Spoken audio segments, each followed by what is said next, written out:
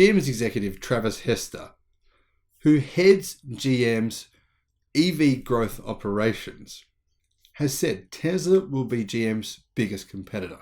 We're getting into the entire ecosystem of energy management, he said. Our competition in this space is really only Tesla, which is a very strong energy management company. There are a lot of analogies you can draw with Tesla, Hester said. He then went on to say that the overall addressable market for energy storage and management will be between $120 and $150 billion. But he declined to give GM's revenue projections. Within the past 24 hours, General Motors has basically come out and just said it's going to copy Tesla's entire business, offer the same things in the same way, but even better. That's their plan. And it comes at an interesting time. GM stock has just been downgraded by numerous investors and put on alert. Hello, my friends. Welcome to the channel. I'm the Electric Viking. Great to see you. Welcome to all the new subscribers and welcome back everyone else. Great to have you all. Thank you for tuning in and thanks for supporting the electric revolution. Great to see you. Hope you've had an amazing week. General Motors, they have made some interesting promises. And I have to point out once again that back in 2017, they said that by October of 2022, they would have, it was either 17 or 18 new electric vehicle models for sale. So GM's plans and their strategy and execution, they're two different things. Now, I love their plans. Their plans that they've just outlined within the last 24 hours are extremely ambitious. They're basically what the new world wants, what the new world is after. And I think this is the right move. Whether they can deliver on this strategy, that's an entirely different question. Of course, GM's very ambitious plan, not just plan, but its claims that it will dethrone Tesla as the largest EV manufacturer in the US in 2025. I mean, to be fair, a lot of analysts are saying that this will happen, that by 2029, General Motors will be selling twice as many EVs as Tesla. Is this reality? Is this likely to happen? In my view, absolutely not. But will GM deliver at least on some of these plans? Of course, they definitely will. Now, they obviously plan on being only EV by 2035, and that's one step better than Ford. So that is a good thing. In fact, this entire strategy that General Motors have just disclosed to the public, what they're planning on producing, what they're planning on offering, it's really good. But to be fair, someone else is already doing it. And GM say that they're going to do the same thing, but better. So what exactly are they saying? Let's get straight to it. GM say they will eventually offer these applications for EV owners and their homes or businesses bi-directional charging. So I'm assuming they're saying that that'll mean you can actually use your car to charge your house and vice versa, of course. Now, this would be a pretty cool feature to have, meaning you would have access to probably a massive battery pack. If you needed it, you could essentially take energy out of your solar panels, put it straight into your car to store into your car. And then, of course, if you needed the power in your house, you could use the power for your house. But of course, the only downside to these sorts of features is you can't use them when you're out driving your car. But the reality is you probably don't drive your car. You know, most people only drive their car for, say, an hour a day. So it would work. I like this idea. Lots of companies are proposing it. Some companies are already doing it. This is I think the future of vehicles is bidirectional charging. Very important. Number two, vehicle to home capabilities. Of course, that's part of what we just said. Vehicle to grid capabilities, also part of that. Stationary energy storage. General Motors is saying Ultium battery packs, they'll have stationary energy storage. Do I think that'll work as a strategy? Absolutely not, because they're saying they're going to be using their batteries, their lithium ternary batteries. Are they a good option for stationary energy storage? No, they're not. It's ridiculous. I mean, you'd have to have rocks in your head to buy lithium ternary batteries as stationary energy storage if you have a choice.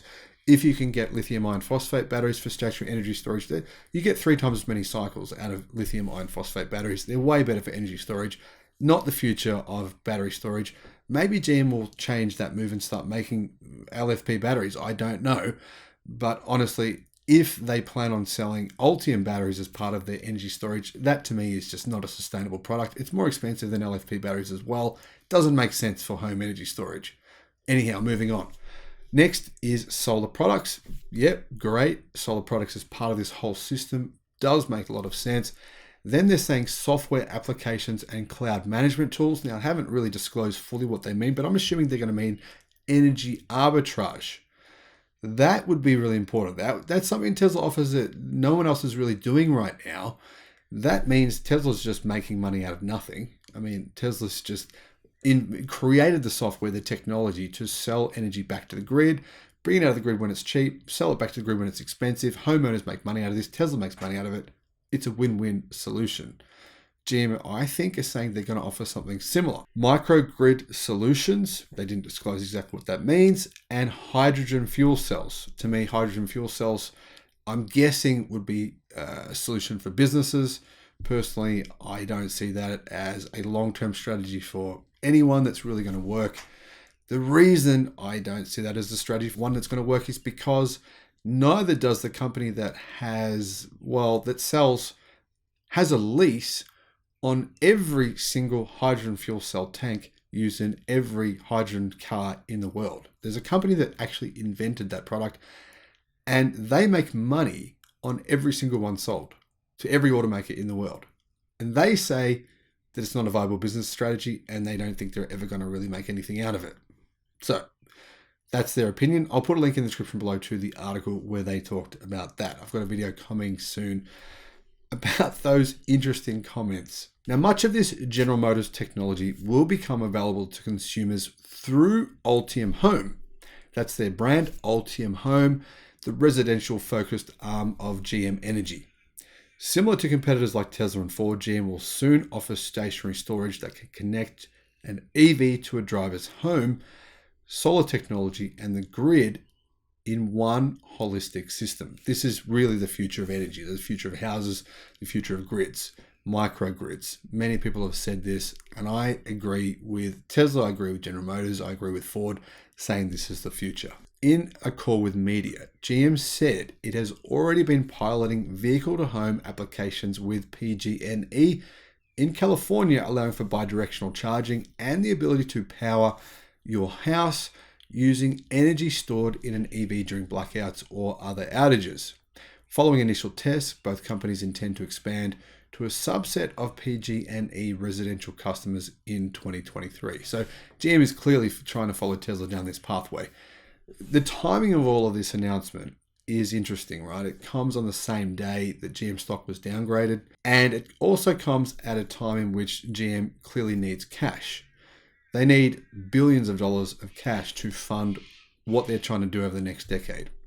Now, GM is also touting other applications according to Electric, such as vehicle-to-grid capabilities, but explained that more complicated implementation processes like that will come at a later date. So obviously GM has to develop that software, and that'll probably take them, I don't know how long it'll take GM, but it'll take them a little while to figure that out. Other energy companies working with GM include Con Edison, Granta Rock, and New Hampshire Electric Cooperative, or NEHC.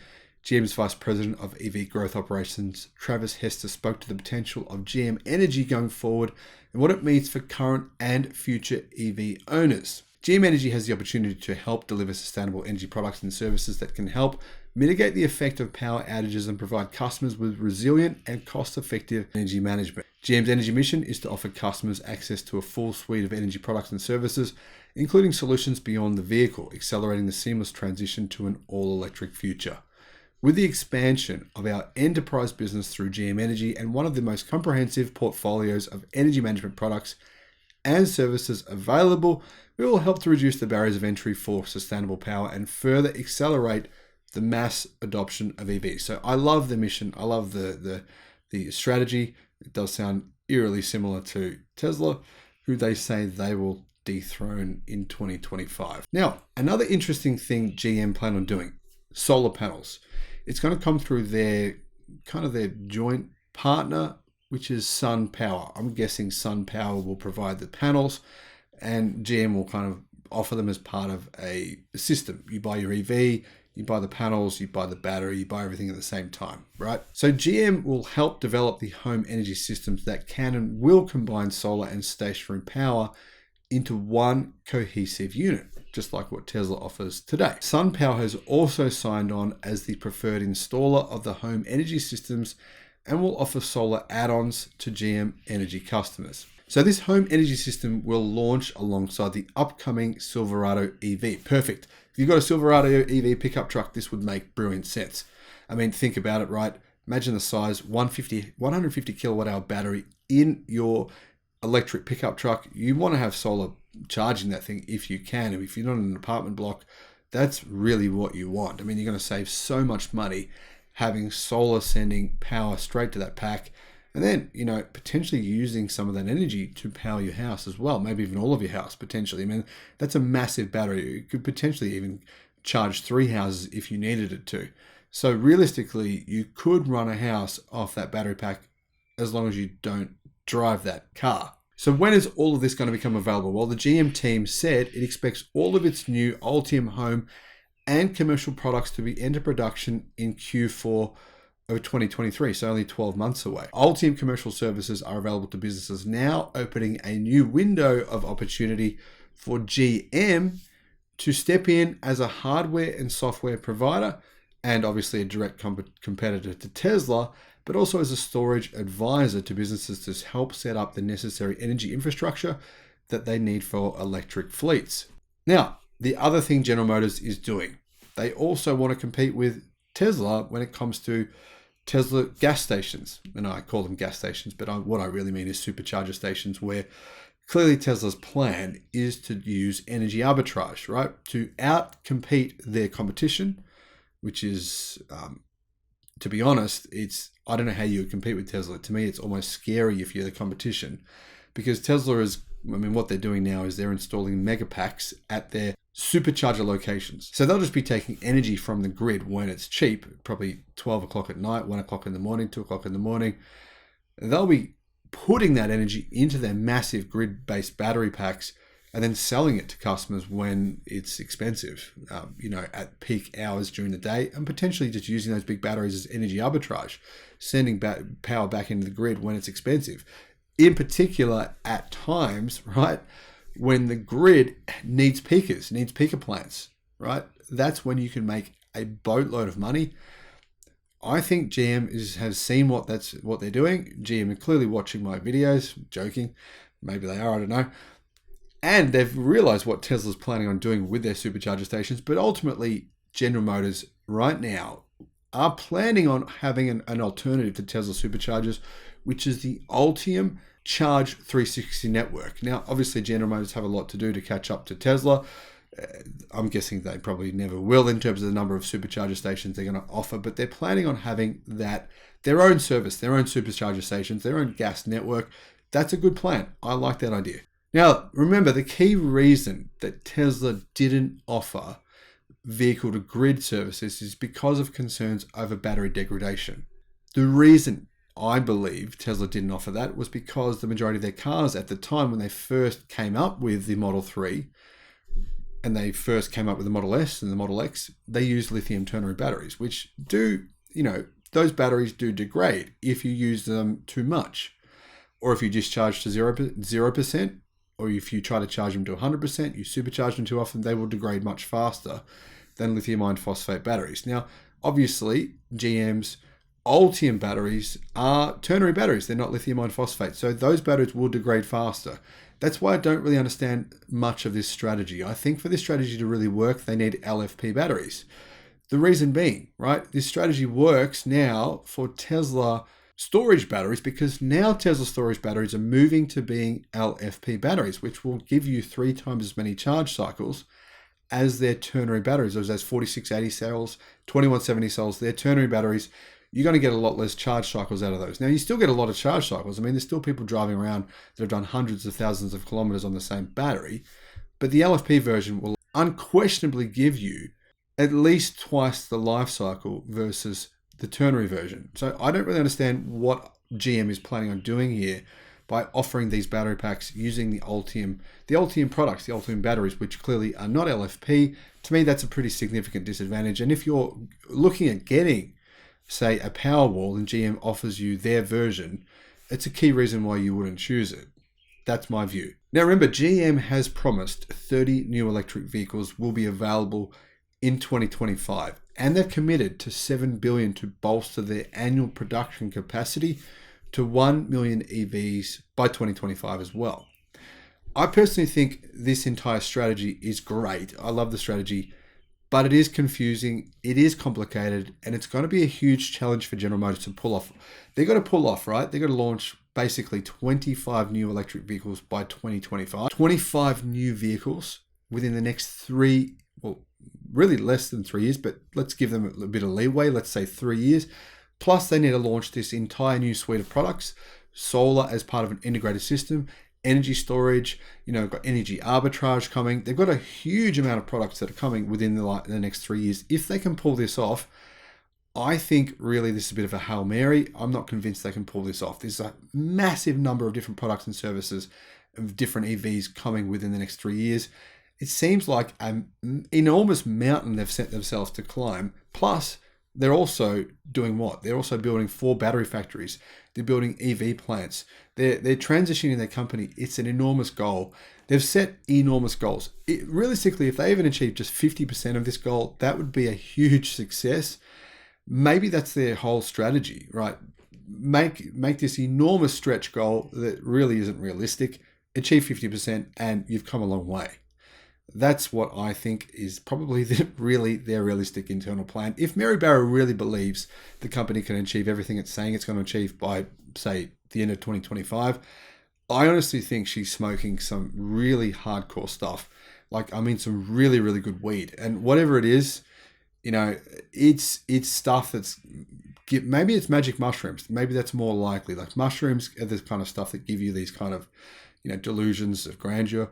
But that said, to be honest, Elon himself, he's also an extreme optimist. He's got lots of plans as well.